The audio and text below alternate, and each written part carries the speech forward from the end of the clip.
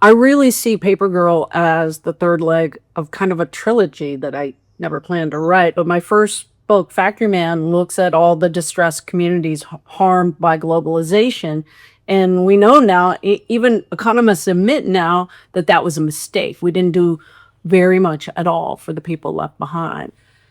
My third and fourth books, Dopesick and Raising Lazarus, talked about the impact of no regulation on the pharmaceutical industry and how that brought us the opioid crisis, which has now morphed into a fentanyl and methamphetamine crisis. I see both of those books' themes come to bear in Paper Girl, which is the story of a classic town that has been harmed by all of these issues. So this book began with a piece I wrote in the New York Times when I couldn't figure out why my relatives had changed so much, or if I was the one who had changed. One in five families is now estranged because of politics. So I went into this looking to see how my dysfunctional but very loving family has dealt with these issues. You know, I had a really feisty mom who worked in a factory when the economy was good, and when it tanked, she would pick up under the table jobs. And a grandma next door who taught me how to read when I was 4. It was like my own private head start. I had fantastic teachers. I really wanted to uplift those folks who helped shape me into who I am.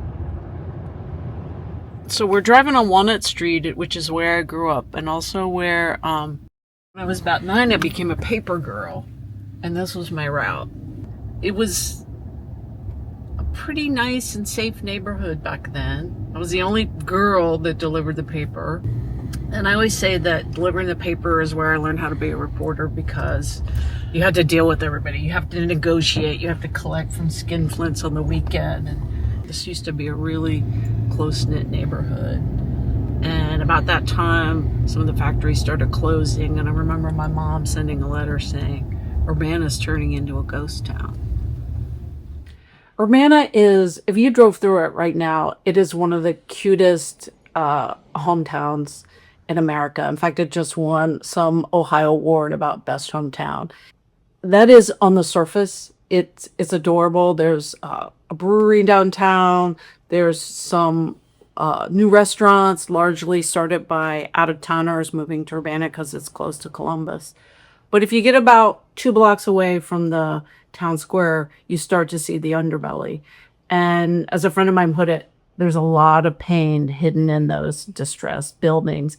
One of the things that really distinguished Urbana now from Urbana 40 years ago was the number of parents in the community who thought it was okay not to send their kids to school regularly. It's a complicated story, but it came up when I interviewed judges, when I interviewed police officers, attendance officers, and the same parents who aren't sending their kids to school are also not showing up to work. And so when I would talk to factory owners and managers and economic developers, while Urbana has retained a higher than average proportion of manufacturing, the absenteeism at work in the workplace is just as bad as the absenteeism in the schools. And what you saw with some factories were they were busing in Haitian immigrants from nearby Springfield.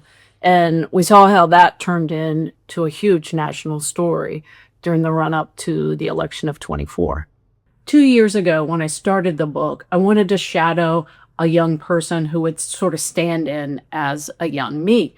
And so I went back to the schools that I had gone to, and I talked to teachers, band director, counselors, saying, who's promising but poor and has had to struggle in education? And they all recommended I talk to this kid named Silas James, who had been the drum major, who was really smart.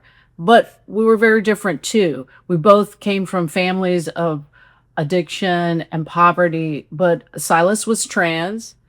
His life had been much harder. He was homeless his junior and senior year. He had lost his dad to overdose. His mom was in and out of prison. He really had to scramble. And yet he managed to be the drum major and to get a double scholarship to a community college. And yet over the course of the 2 years of following his story, I just saw how hard it was. He didn't have a way to get to his community college, which was an hour away. Some weeks he didn't have gas to put in his car. Uh, he went through something like 5 jobs in the year I watched him, and 5 clunker cars. And when I reported back to the teachers who had suggested I profile Silas, and they all said, that's who the new Beth Macy is today. And it was shocking to me. You won't find easy answers to polarization in this book, but you will find really heartfelt examples of how we love beyond what we can't agree with or even understand.